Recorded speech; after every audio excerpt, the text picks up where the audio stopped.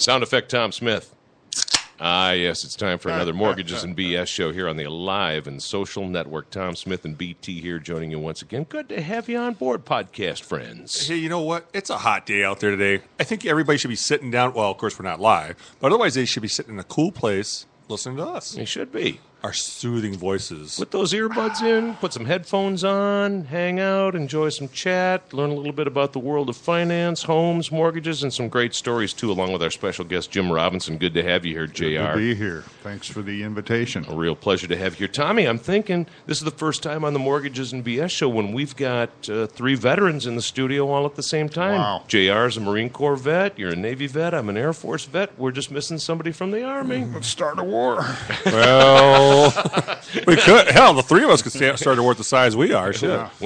We're sizable enough fellas to take care of business. Not exactly petite. Indeed. We're imposing figures. Yeah, you guys got the tall frames going on, everything there. Sure enough, yeah. You wore the uniform well, I'm sure, and Yeah, at about 80 pounds lighter. yeah, yeah. Life takes its twists and turns for sure. For sure. Jim, we've got a number of things we want to talk to you about. One of them is longtime radio guy, broadcaster guy, and on the Mortgages and BS show, we like to tap into people and their stories about, homes they've owned, places they've lived, some of the ups, the downs, the travails, the things that worked, the things that didn't. And then you've got another great adventure that's going to be the next chapter in your life, in that you're a Vietnam veteran. You served when in Vietnam, Jim? 66 and 67. And now you're making your way to Vietnam as a resident soon. resident. This is going to be an amazing adventure for you and your wife, Shell. It'll be fantastic. Well, I saw a post on Can't his wait. Facebook page that he's trying to get a foursome together for a golf game or something. Weren't you out in Vietnam? I saw something about the Da Nang Swingers or something like that. As a matter of fact, I visited twice in the last 2 years, and the first time we went over, we stayed in Hoi An for a while, and then we went up to Hue. But while we were in Hoi An, before I came over, I had hooked up with this little golf group of expats via Facebook. Right. And I asked them, I said, is there any chance I could, Get in on the game. join Yeah. in with you guys, and they were more than happy to welcome me to town. Cool. And we played this Monty Montgomery course, which was pretty trying. The course was It was challenging. It was narrow fairways, that sort of thing? Yeah, but I mean, these guys were great. Most of them were either Aussies or Brits. Okay. I think there was a couple of Scots in that group and one American aside from me. And we played the round, and then they had a banquet set up that was nice. amazing. And that was back. That was back when I was in the cigar business. Yep. And I had You had a whole bunch I of had daughters. a bag of them. Yeah. So I handed those out, and everybody was loving that. We had Sure. a little smoke in, and then I grabbed a cab back to the hotel, and it was awesome. What a great day. It was hot, but and I had to rent clubs, which in Vietnam, They're a little, I'm 6'6". yeah, so they're a little short for They you? were a little short. It was It was that kind of like mini golf. Or it was something. challenging. Well, it's weird because when you sent me the information about Jim, I jumped on a Facebook, right? Blah, blah, blah, blah. And you have a friend request waiting for me, by the way, Jim. But I'm looking at his Facebook page. Outside of the selling your house part, Yeah. everything that he was on there was pretty much something going on with Vietnam, like the golf thing and stuff like that. So I got a kick out of it because this guy, Yeah. he's definitely into it. He's entrenched. He's going someplace. He knows it. I love it, I think it's sir. exciting. I think it's a cool chapter for you in your life. Well, yeah, and my wife Shell, she is a born and raised South Vietnam girl. I'm South Minneapolis girl. South Minneapolis girl. Yeah, okay. and she's really family bound, and it took me a lot of years taking her to different places. We went to Boulder together for some record work. We went to Sacramento for some radio, Austin, Texas for some radio. We always gravitated back here, but I instilled a sense of adventure in her, and I wasn't sure what she was going to say when after our second trip, or after our first trip, I said, what would you think of moving there? She was all over it. Right away. Yeah, right away. And so the second trip we made, we hit, 5 cities? First we went to Saigon, Ho Chi Minh City. Then we went up to Nha Trang, which is a beach city that's really pretty, except, and, you know, I don't want to sound like a bigot, but it's all Russians. And Russians they're just not very friendly people over there. No. They don't look you in the eye, they don't nod, they don't answer, they don't It's the smile. vodka. It's the vodka. And It is. And it's a part of that culture too. It's that whole attitude and that whole way of Sure. presenting themselves to each other and to other people. That's part of that culture. Yeah, there's kind of a macho, stern thing going on. Yep. Then we went up to Hoi An. We had friends there. This is on the coast as well, and it is International Heritage Foundation has it's been named one of their cities.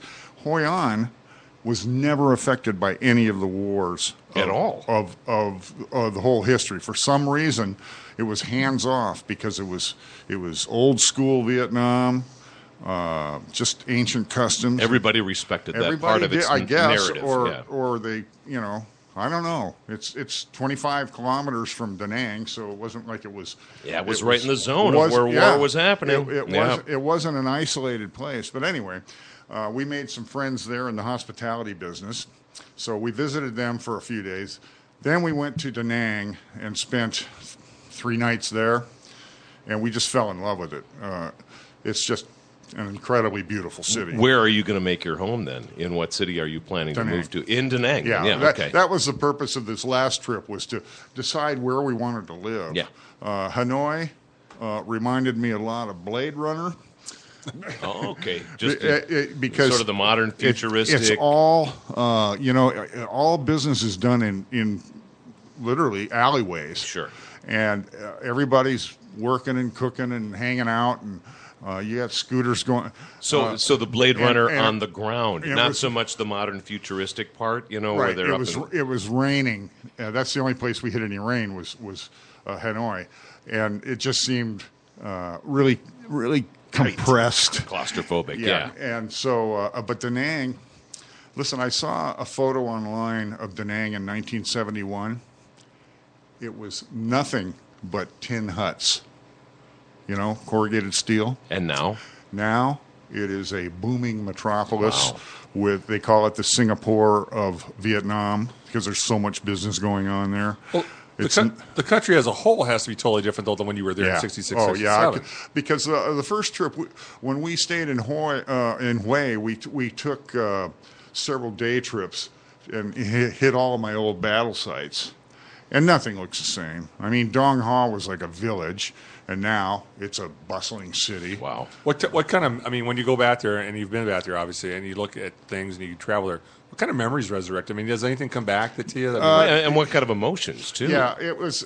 It's funny when we first got in and got checked into our hotel on the first trip. I was taken a little bit with emotion, I bet. but as we were out all these different sites, it was more reflective than anything. I've kind of moved on from that part of my past, and I know a lot of vets that don't. Yeah. And I'm concerned for those guys because they're just locked in. But myself, I just kind of moved on. And Well, but it's I just- always loved the country, even when I was Even there when in you were war, stationed there, I thought in- this place in is war. really beautiful. And that's one of the weirdest things, because BT and I we missed that part. We missed Vietnam. You were there. My dad was there. My dad was older, obviously, at the time. You were a teenager, basically. I was when you were 18 when I landed on the beach. And you think about it, nobody understands what war's like till you get there. It's horrific. I'm not going to get into political stuff and Vietnam, the war, or whatever it is. But I remember my dad saying that, too. He said it was a beautiful country. It was getting destroyed. He said the people that weren't the bad guys, they had awesome cultures. He said the colors, the paintings, the artwork, the food, and he the said, vibrancy But he said of the bad the part people. was, he goes, it's not much different than World War II or World War I. He goes, you've got so much history being destroyed there that they're never going to be able to replace. Yeah, it's a shame from that standpoint, but the country is so vital, and and it's vital to that region. Sure. I mean, it's an economic powerhouse in that part Southeast of the world Asia, now. Yeah, I mean, Laos and Cambodia and Thailand are all right there. It's just exploding in a sense of becoming a modern. These aren't villages. No, people. Like you said, these are modern cities. like you said, in the mid '60s there was a village, and now you go back and there's a metropolis. And much like years ago, I mean, they're becoming major ports, major centers of trade. Yes. I mean, they were access routes to other parts of Indonesia, China, whatever it might have been, where they were traveling to, and it's opening back up again. And obviously, again, not getting into politics. I mean, the government's changed, philosophy has changed. There's still old minds there, but they're moving forward, and that's the most important thing is that they're moving forward. And there are people still, that do remember, and it's hard. I mean, again, I was an 8-year-old kid, 9-year-old kid. My dad was there. I know what I felt like.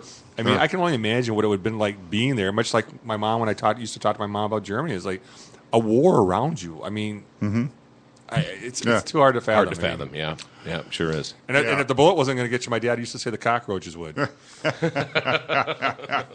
He said those are monsters. Some big ones. Listen, I saw some centipedes that were easily 8 inches long, big fat guys, and they always said, you get bit by one of these, and it's your ticket home. And the country itself, it's a fertile country. It's a rich country from the standpoint of being able to grow things, farming, stuff like that. And then it's rich in culture from the standpoint of the art stuff. And, of course, like the Far East is big on silks and stuff like that. So you have all those different things going on there. And you have people that, I don't know, I mean, I like the culture myself. I just think there's a lot of history there. Like we were talking before, I wanted to do a Westpac when I was in the Navy. Sure. I wanted to go to Japan, China, Vietnam, Taiwan, and I never got an opportunity to. And that's the one place I still want to travel in my life. Agreed. Just because it's something totally different than what I would normally see. Yeah, and you said you've been to Europe a lot and you've seen it all. I have no desire to go in that direction because, well, I'm a European guy. It's part of your cultural heritage already. I am European. Sure. So, but walking into that completely alien culture is thrilling. And the people there are just so kind, and the food is to die for. Yeah. They should come and see you on Foodie. Yeah, we'll have you on the Foodie Friday show with my daughter Lydia. Absolutely. The food over there, and the cost of living is, I don't want to say because everybody will want to move there. But we're looking to rent. There's no advantage for us to buy over there. I had an agent I have an agent that was she's from China, and we've had lots of talks about Taiwan, Vietnam, Cambodia, whatever you want to call it, Bangkok, and she said it is amazing. She said the cost of living is not bad there. It's just getting the right jobs sometimes, anywhere else, and when you're there. Like I just did a loan for a lady. She was actually there for a while, and her company put her up. She said she was treated like royalty. She goes, She goes, I'm kind of surprised. I was treated the way I was, considering all the devastation that had been there at one point in time. But the people that are there kind of look at us. It's kind of when Germany during World War II. I hate going back to it, but we did help liberate a country, even though there were so many lives lost, and and many people say they shouldn't have been lost, but we were there to try to do something for them. The Vietnamese people are very gracious and welcoming to war veterans. They call it the American War. And it's a very young population, and you talk to a lot of people, they don't know anything about it. Sure. You got to find the old guys, and then you can have a conversation about it. I had a driver on one of our day trips who was a South Vietnamese Army guy, and we shared some things, and I think I gave him one of my ribbons, And, oh, sweet! Yeah, I bet you appreciated that. Well, yeah, because it was an American award, and but anyway, the people are great. Cost of living in Da Nang, as an example, we're looking online at really nice beach homes. 2-3 bedrooms, maybe 1,100 square feet, and we're looking at $400 to $600 a month. Some of them, Wow. some of them are serviced. BT, I know where we're going to podcast from. Some of them are serviced, whereas they have a maid come in 3 times a week, and if it's not included, it's probably $50 a month to have someone come in like that. I try to give my wife $50 a month to clean the house. Kind of get everything done for you, clean up all the surfaces, Yep. do the laundry. Ironing. I mean, care of everything. And they're happy to do it. I'm also hooking up with Veterans for Peace there. They have a chapter 160 is in Da Nang, and they're very involved in Agent Orange issues. Sure. And landmines. And And I've got to imagine that there's quite a bit of the Vietnamese population, older population, that was also affected by the Agent and Orange. that's why the population is so young, because so many people died off from the chemicals, and Yeah. and it's still there. I mean, it does.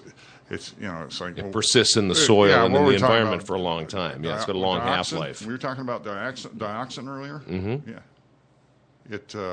it doesn't go away. Right.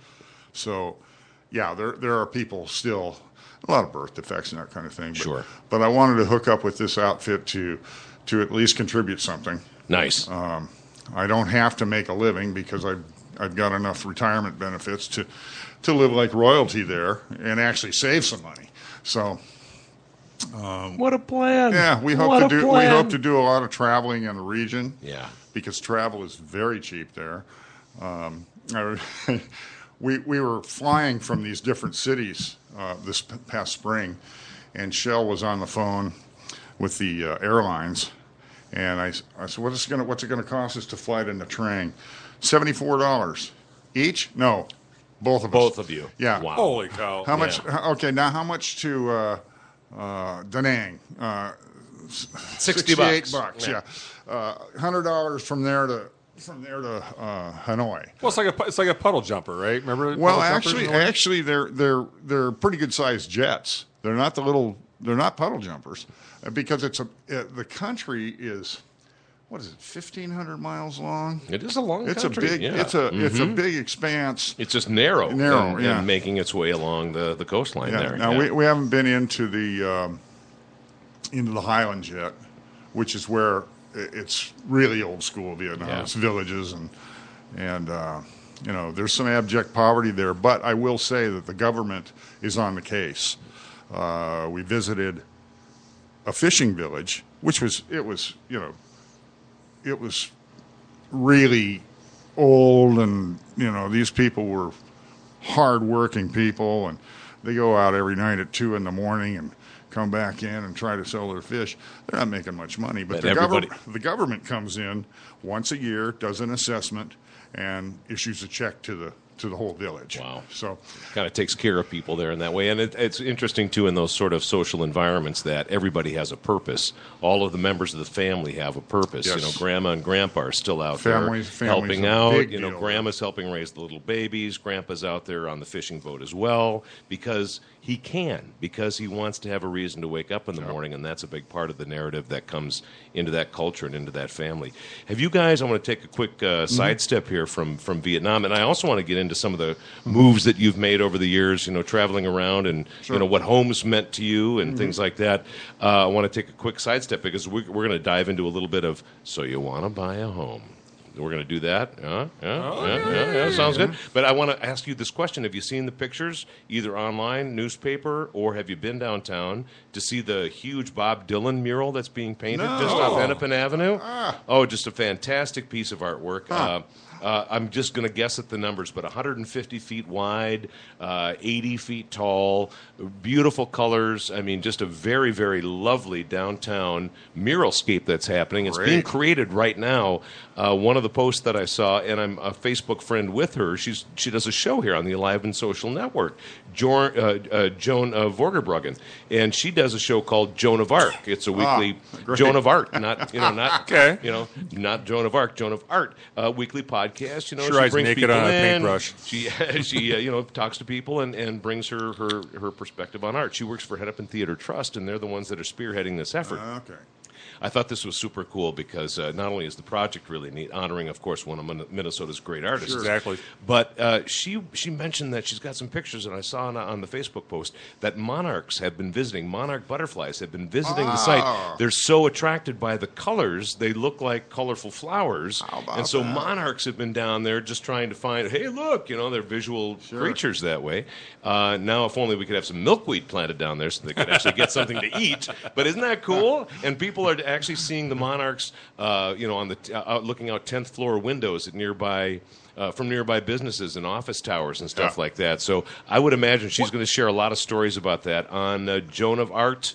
New episodes uploaded every Monday right here on the Alive and Social. Any idea what block of Hennepin that's on? So that is on 5th and Hennepin. So the light rail runs right past where this, where this piece of art's being created. I'm surprised my daughter hasn't mentioned it because my daughter takes the light rail down to Minneapolis to go to Art Institute. I'm surprised she hasn't said something to me about that. I'll have to mention that to her. So, does she go all the way to Target Field Station or the Warehouse District? Or? She gets off on Hennepin and walks right up to Ninth Street. So. Yeah. She's an artist. So yeah, I mean, I'm surprised too because you can't beat it. But it's only been created over the course of the last week or so. I mean, they really they painted a white backdrop and then boom, these artists are going at it. She probably remembers the white backdrop. I'm sure. Yeah, the oblivious artist. Hey, I got the absence of art. Before we jump into actual stuff, I got something for you. I read my son actually had a book a while back. He took a class on Chinese history, and there was this really cool book, and I wish I could remember who the guy who wrote the book, but he traveled through China.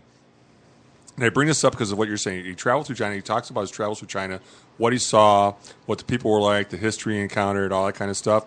And it's kind of a travel book, but it's also kind of a narrative storybook, kind of like really talking about things. Mm-hmm. You're talking about some of the traveling you've already done. I think that would be a cool thing with Vietnam to do as you're going through there. Take your notes and maybe journalize it and put it into a book because you can actually talk about this is what it was like when I was here, and here's what it's like now, and here's how they're holding on to their culture, and I just myself, I like history things.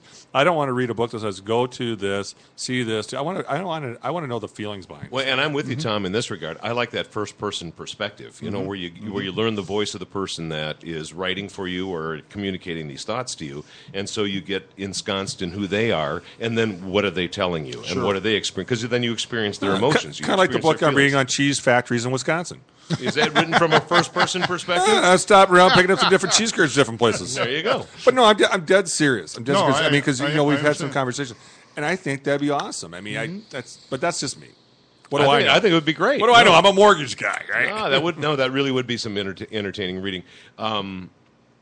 I think you're thinking of getting an internet radio station started over there too. I mean, just talking about it a little bit. I want to get to that in just a second. Right. I just wanted to bring that up as a little tease I here. don't think we can do mortgages. Yeah, we'll figure something out. We'll live like royalty, Smith. Hey, we'll talk about the chicken wings over there. All right, what's on your mind with So You Want to Buy a House? What's at the top of your head here on the Mortgages and BS show here on the Alive and Social? Well, you and I were talking yesterday. I told you I've had this idea forever about wanting to write a book, but of course, writing a book takes forever. And the idea was, so you want to buy a house. Yep. And it's just a straight skinny on, hey, you're going to buy a house. So this week, we're going to have our first little piece on it, so you want to buy a house. Yep. You get out there, you want to buy a house, everybody's got an opinion. Everybody tells you what you should buy. Everybody tells you where you should look. Everybody tells you what type of finance you should get. Everybody tells you how much you should put down. You know what? It's not their house, first of all. It's your house. And no two loans or no two situations are alike. Everybody's had a different situation Exactly. every single time. So what you do is you say, thank you for the advice. You be nice about it. And you work with somebody to figure out what you need to do. Because what bottom line is, when they sit down with the lender's going to sit down and say, okay, here's your constraints. What do you want to do? And they're going to figure out the constraints of what the borrower can do versus the constraints of the programs. Mom and Dad have an opinion. Aunt Sally has an opinion. And your friend that just bought that townhouse down the road has an opinion. Everybody's got a different FICO score. Everybody's got different income. Everybody's got... Listen to the person you're dealing with. Don't listen to everybody else. Well, I should say, listen. Don't hear them. Just kind of put it out there. That's my first bit of advice on So You Want to Buy a House. Yeah. So, and when you say find the advice, from a specific person, Cough. who might that be? Yeah. Who could that be? Tom Smith, mortgage expert. Well, you want to talk to a mortgage person. I mean, you got to talk to a true mortgage. You don't say, well, my friend, the mortgage guy. Go talk to a mortgage person. The best thing to do is a lot of people that have bought a house, they've dealt with somebody, they've got somebody they like.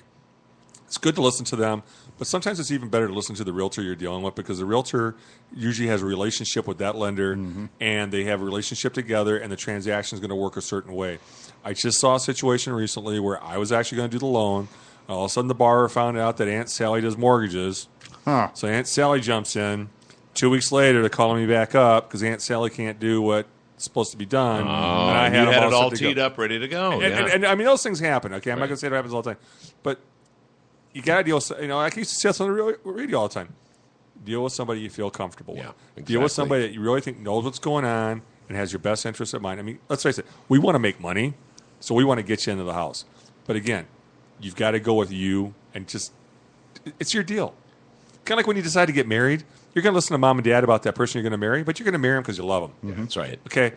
Getting a mortgage is right up there with getting married and having a kid. It's one of the three most financial, emotional things you're going to do in your life. And it's a relationship-oriented thing. And if you find the right relationship and the right person, and one thing I admire about what you do is that it's more than just the mortgage part. I mean, if people come in with low FICO scores, you've got ways to help them with credit counseling and contacts that you have and people that you have to build up that score. And you know what? That's going to be another topic until you want to buy a house. Indeed. But, you work out you've got somebody that's actually behaving like a coach more than anything else. Right. Is that they're working out a game plan for you, just like a coach would say, physical conditioning here, mental conditioning here, down the line, all the things that need to contribute to your individual performance as it relates to the game. And the game here is getting into a house that you like. The same thing's going to happen with that relationship with a coach in that mortgage position. Well, and that's exactly right, because you got a lot of guys out there still will just try to slam somebody into a mortgage just to put them into a mortgage. I was talking with a past customer today, and they're like, we want to refinance. So I went through all this different stuff. She goes, well, our payment lowers on this one. I said, okay, so your payment drops $100. What are you going to do with that $100? She goes, well, I said, how about if your payment went up $100, which is like putting money back in your pocket in a way. And I explained to her why. I said, because you're going to take that now and you're going to shorten your mortgage. Yep. And you're going to decrease the amount of interest you pay. It says, as a matter of fact, in 5 years, you're going to have this much more equity. In 10 years, you're going to have that much more equity. Oh, that makes sense. I hadn't thought of that. I hadn't thought about it. Well, like when we did your refinance, we looked at 25s, 20s, 15s, what you felt was affordable, the return on your money. You really need to look at it. I mean, it's the consumer's choice. But we're here to advise. I mean, that's all we can really do. And coach. Well, coach. No, but I really feel it is that way. Yeah, it's a coaching sort of thing. I'm kind of like your older brother. Help you leap over the hurdles. I'm your older brother that passed that math class he didn't like. So you want to buy a house? Get your advice from somebody that's got the advice to give. Yeah, if I could say something about my experiences. What do you want to say, Jim? Well, because you've had a lot of them. Well, I mean, again, I wanted to go back to that moving around thing. If you go straight to your bank, your bank might have 3 or 4 programs, but if you go to a broker, he's got he's got deals all over the banking community, and it just gives you more options, and you'll probably end up saving money. You're right. And what's weird is when you get into some of the smaller towns, especially, the lenders don't do FHA. Yeah. They don't do VA. They only will do a conventional. They will only have it if it's 20% down. They might only do it on a 5-year note. Yeah. I mean, there's a local bank in town, well known, that doesn't do traditional mortgages. They do their own little weird in-house mortgages, and people go there. They do a fair amount of business, and I'm not going to say what their name is. Well known? No, they're kind of part of the Twin Cities. I gotcha. And they don't do normal type of loans, but they've got a neat product. But the customers that are still banking there, they're older, they're comfortable with it. Sure. But it's not the right product for people. Yeah, It's just they think that's where they need to go because they have that banking relationship, but it's not necessarily true. And just because you bank there doesn't mean they're going to give you the best deal on a credit card, a car loan, whatever. No. Well, maybe a car loan. Yeah, but find your best definitely deal. not on a mortgage. Find your best deal. Jim, over the years working radio, I mean, beginning in Portland back in the day. I have and 10 hometowns. Yeah. But has it been like that? Have you bought a lot of places over the years, or did you rent a lot over the years, or what? The first place I bought was in I think 86. Okay. Possibly 87 in San Antonio. Okay. And I bought this great little 3-bedroom house right on a golf course. It was on the first fairway. Wow, he was rich. Between me and the fairway, there was a duck pond. And I could just walk around the pond to the first tee and tee off. I mean, I was a member, but I think I got into it for like $80,000. Yeah. But rates were like 15% though. They were weren't huge. Yeah, Yeah, and I that's know not they were right. probably 10 or 11. I got a question. How wide was this duck pond? Maybe 75 yards. I might have been able to clear it. I'm sorry. I just had to know. It's a water hazard. It's in my head. I might have been able to get 75 yards. But I met a realtor in town, and he we were kind of buddies, and he found the place for me and helped me with a mortgage. But like I said, it was about $80,000. I held on to that house because I left San Antonio maybe 4 years later. Because that's the world of radio. Yeah. That's the world of No broadcasting. kidding. You know, I mean, it's the Johnny Fever thing, like folks remember from WKRP Absolutely. or whatever. I Yeah. mean, we just know that. But I'm Herb Tarlick. He's a Tarlick, yeah. Just doesn't have the plaid sport coat on right How now. about Lonnie Anderson? What can we say? Minnesota's Lonnie. But I ended up breaking even on the sale. Okay. The guy cut me a deal on his commission, which I didn't pay him for about 5 years later. But that was my first experience of buying a house. Then I went to Tampa. Then I came to Minnesota, rented. I rented When you were here when I was programming here, Cities programming 97. cities. I rented.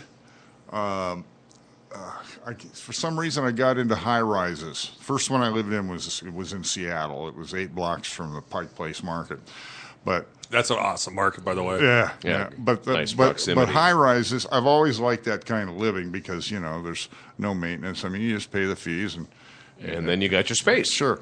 But I didn't buy another house until we went to Boulder for a couple of years. Okay. And we had rented this little townhouse, and it was a sweet little spot in a great quiet street in a town called Niwot, which is right outside of Boulder. And we rented it for a year. And then ended up buying that asked place? the owner, would you like to sell this place? And she was up for it, saved the commission there because she did a FSBO. And the realtor that came in with the buyer, I kind of gave her a bottom line figure, and I said, I know what he can afford. I know what I can afford. You get what's left. Yeah. And she didn't seem to mind taking a reduced commission just to get the thing. Get it done. moved, Get the yeah. sale going. So, I always believe that those numbers are fluid if you talk it out. So we sold that one and came back to Minneapolis. Then we went to Austin, Texas. Bought a great, Rambler and Circle C Ranch. Okay. It was a great spot. Short commute to work.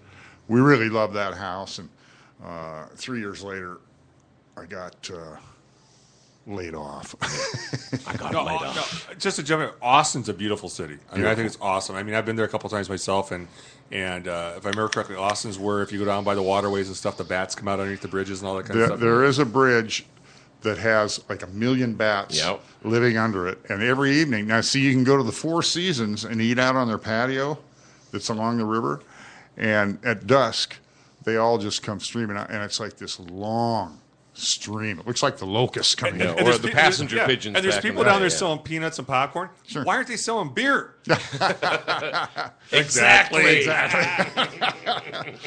I think it's interesting here that you're moving every 2-3 years. I mean, you're constantly on the go, but that you still pushed out there with the notion of home ownership along Right. the way. I mean, there was some rentals, sure, but it's a testament to owning and owning property and having that be a part of your thing. Right. Did you ever feel uncomfortable about some of those purchases? Not or- particularly. Yeah. When you feel uncomfortable is when you get the call into the boss's office and he says, I got to cut somebody loose, and you're it. Yeah. So you always, obviously the job always felt good. Yeah. You felt solid enough, like we're going to be here a couple, 3-4 years, or at least something like that, or maybe longer. Yeah. That house, I think we pretty much broke even on. I've never had the timing. I have a sister who every time she moves out of a place, she makes $100,000. You know, she's down in Orange County. One of those. Yeah. And it's like, how do you do that? But that was. I think the next house we bought is this one we're in now. The condo that you're in now. The high. You know, you're living in another high-rise. I'm type living setting. in a high-rise. It's called Calhoun Isles. It is. It's one of the most unique buildings around. Well, it was old grain silos that were repurposed I was gonna say, into. and I saw the stuff he's got posted on Facebook Yeah. today. It's Yeah, awesome. converted grain elevator. The original concrete walls, which are about 14 inches thick. Yeah. I've got some bolts about the size of baseballs sticking out of the wall in there. Yeah, it's got that heritage industrial look, that thing. industrial thing. Yeah, and stone staircase. It's 2 floors. We bought that almost 3 years ago, and this is the one I'm going to be listing it tomorrow. Actually, Right on. to get out from under it. And we're totally downsizing. We will store some heirlooms, but all our furniture, Dubs. we've given away. Yeah, Yeah, exactly. We've given away most of our clothes. We had a garage sale a couple weekends ago, which pretty much put some walking around money. You know, in he our pockets. interjected a name there. Was our guest last week? Who's that? Sue Dubs. She and her partner Mae Momera have a company called E-State Auctions, and so they can help Really? you. Oh, good. They can help you if you've got furniture, if you've got wall hangings, you've got things that.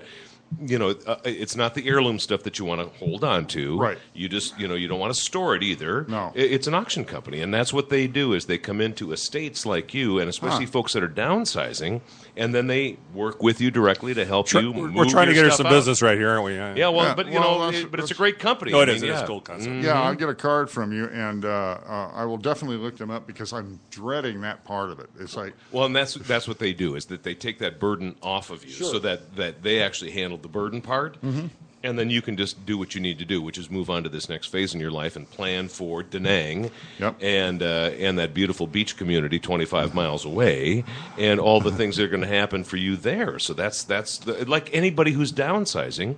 You want to move on to the next phase of your life. That's Right. what downsizing is all about, and getting out of your house or getting onto that next thing. And so you're already concentrating on what that next thing is. You don't want the burdens of the things that are still there, the things that still are. A Farrah Fawcett poster will get you $250 on it. No problem. no, And Tom's got a high bid in I'm going for 3. He's going. Obviously, with you moving around and relocating with the business, and we've touched on this a little bit, you've rented and you own. So you see the pros and cons of both sides. Sure. If you were to talk to somebody today that's 25 years old, these millennials, who are all out there renting and paying exorbitant rent costs, what would you tell them? Well, a few years ago, I would have told them, look, you're paying this rent. You should be putting it into a home. Just bite the bullet and do it.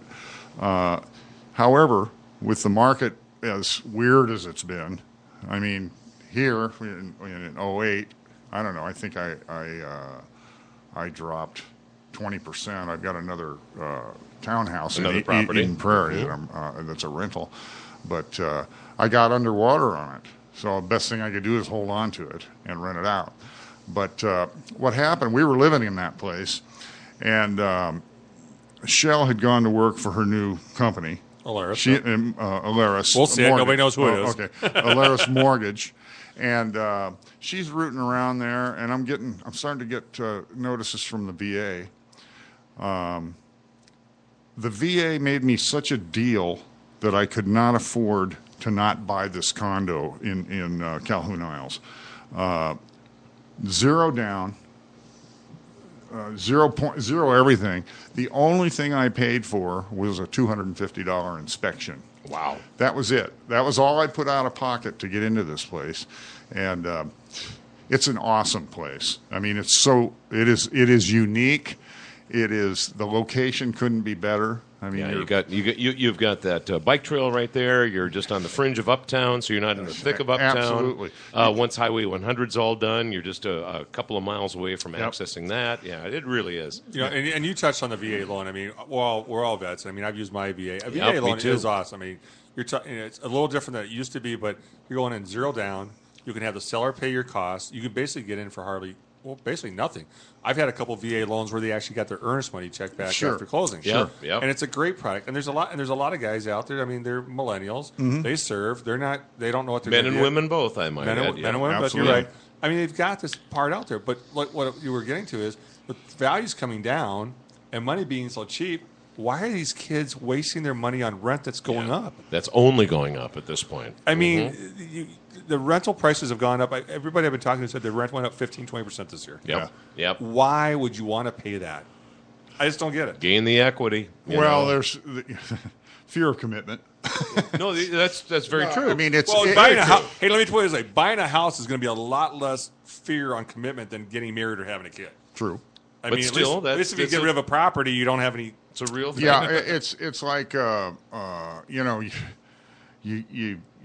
you're afraid that when it's over, when the deal's over, you're going to have buyer's remorse and Is this what have really I the done? neighborhood I want to be what in? have I done? What if my roommate decides Yeah. they're going to move out because I'm counting on their $600 a month to Sure. make the nut? Yep. Oh, blah blah blah. Yeah. But rates are still ridiculously low. Yeah. Tom I mean, Tom will I think testament I to did that. 9% in Boulder. This 12% in San Antonio. This loan here, I think we came in at I hate to even say it, 3.25. 275. 275. Yeah, Wow. I mean, rates bottomed out a few years back. I mean, big time. Yeah. They're not as low as they were, No, but they're but They're low. but depending upon the credit score, the down payment, the type of loan product, rates are pretty much under 4.5%. Yeah. I mean, we haven't seen 5% in so long. It's kind of scary. We will see it again. I mean, there's no doubt.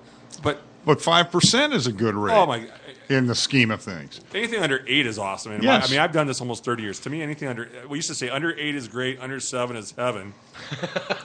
Then you start hitting 6 and 5, and it's like under 5, you're glad to be alive. At 4, let's open the door. Open At the 3, door. I gotta go pee. I don't know. This is what mortgage people do when they're having beers after work. But I mean, rates are. I mean, and obviously, I do it for a living.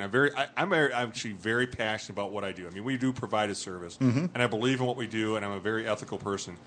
And there are people that should buy, and there are people that shouldn't buy. But these kids right now that are out there, they've got these jobs making 40, 50, 60 grand. Yep. And they're spending $1,000, $1,200, $1,400 for rent. 17, 18, Yeah, more like it's ridiculous. It is absolutely ridiculous. I remember when I graduated from college, and I was paying $200 for rent because it was so long ago. Back in 19. But I'm just, I mean, I'm looking at my own kids. I mean, one of my kids is getting ready to graduate. Another one will graduate by a year. I'm telling them, first thing you do is you go buy. Yeah. We'll help you with a down payment. You go buy FHA, whatever. get you in there. We'll help you Yeah. out. Yeah, let's I get mean, you because in. there's no reason why they should. And part of me actually regrets that they didn't buy a house while they were in college. Yeah. My rental in Eden Prairie, I thought, well, we'll just hold on to this. Especially, I have a renter in there. He signed a 2-year lease for me and another year left on it. Great guy, taking care of the place. But I started thinking, as far as a tax advantage, it completely washes out because I'm not making enough money to even pay taxes. All the money I'm making is either Social Security or VA disability. And once I'm over there, so I think in a year I'll probably be back. And if he doesn't want to, I told him, if you want to stay in it, you can pay my mortgage for as long as you want. But if you, and I could possibly even Make sell sure Sell he it pays to it on him, time. yeah. he Make sure likes the he pays it on place. time. Yeah. Oh yeah, rental. Yeah. Oh yeah, this guy's good. The last guy we had, he racked up a lot of late fees, probably just because he was a stoner and and couldn't get just himself spaced out, yeah. couldn't get to the mailbox. I don't know.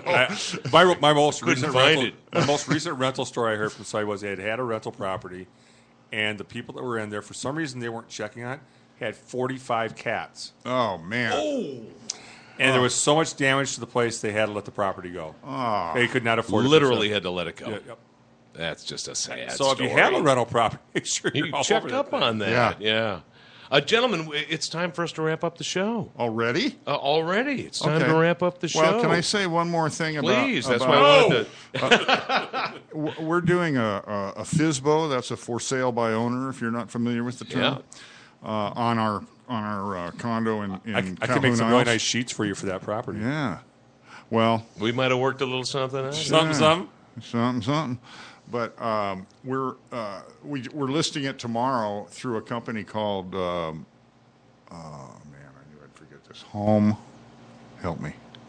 There's a lot of them out there. Berkshire Hathaway, Keller Williams. HomeNet? No. Home on the range. I can't remember. I can't think of a home one right basically, off the what top of my they head. do is they get you Home services. No, it's not that. We're just guessing. now. Home neighbors. I don't know. Home street. Home Avenue.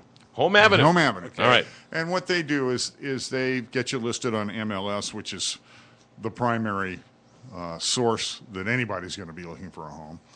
And they help you with some paperwork and a little bit of marketing, and it's costing like $450 or something. There you go. In you go. You got to have a place to Yeah. put it. And Well, that's not what I'm familiar with, but I mean, there's like MLS online and stuff like that. Those are, I mean, they're provided for a FSBO. They charge you a small fee to kind of get some stuff going. Sure. And I've done. We FSBO'd our place in Boulder. We didn't FSBO in San Antonio, but we.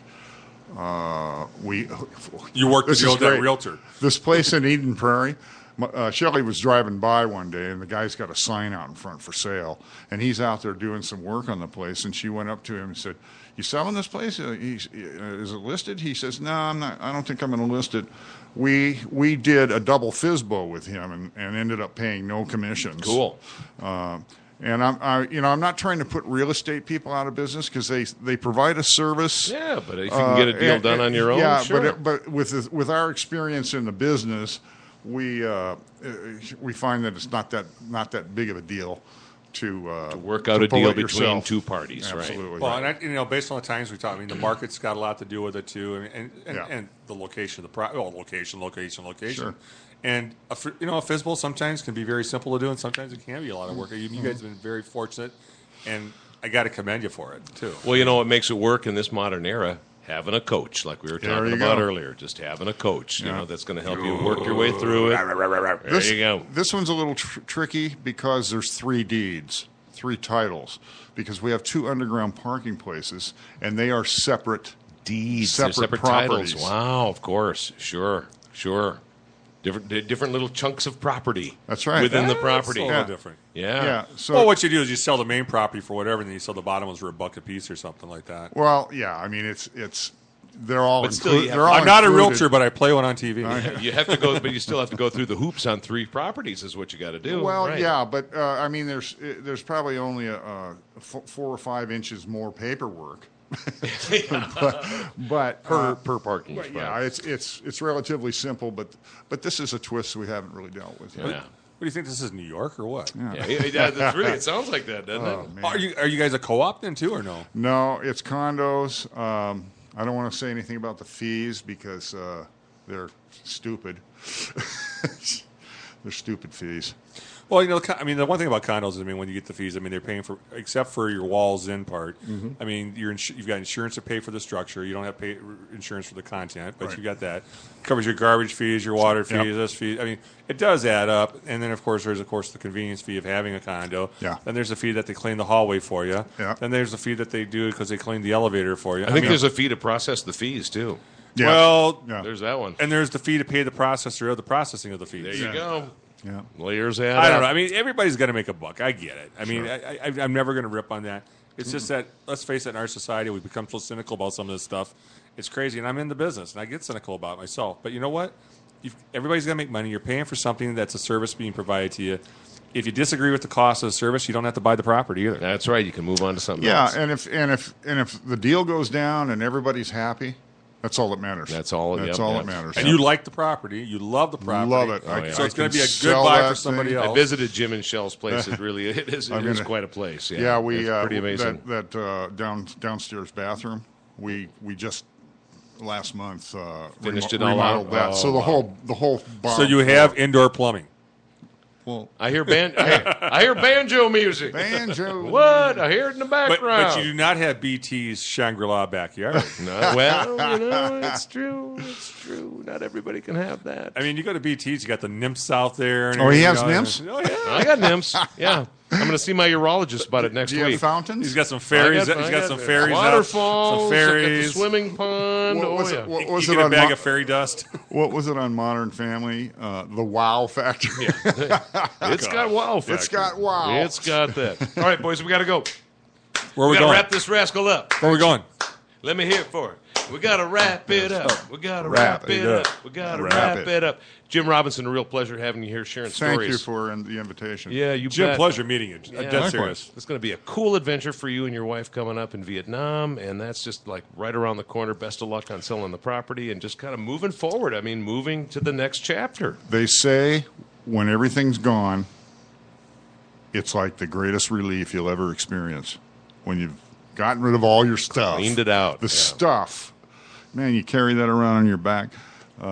Yeah, and our deal right now is we cannot wait to get on the airplane. But Yeah, you do good for have you. room for two bozos like us if we show up, right? Of course. All right. All right, guest rooms are ready, Tom Smith. Da Nang is in our future. And I know Absolutely. the beer there is good. Dang, Da Nang. You got to come. Dang, dang, dang. It'll You work. got to come. We've got 4 people already planning to come and visit I us. love it.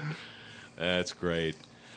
We will see you next week for Mortgage and BS here on the And Alive they and actually Social will Network. see us next week. Yeah, we're going to be at Ansari's in Egan. That's going to be wonderful. Crab night. 1960 Ron Cliff Court, so it's really easy to Oh, get to. you can eat crab night. Just off Yum. Cliff Road and 35E. It couldn't be more easy and convenient to get to. And, yeah, that's an amazing It's almost night. simple, fast, and hassle-free. It almost is. Tommy, we'll see you there. I'll see you there, too.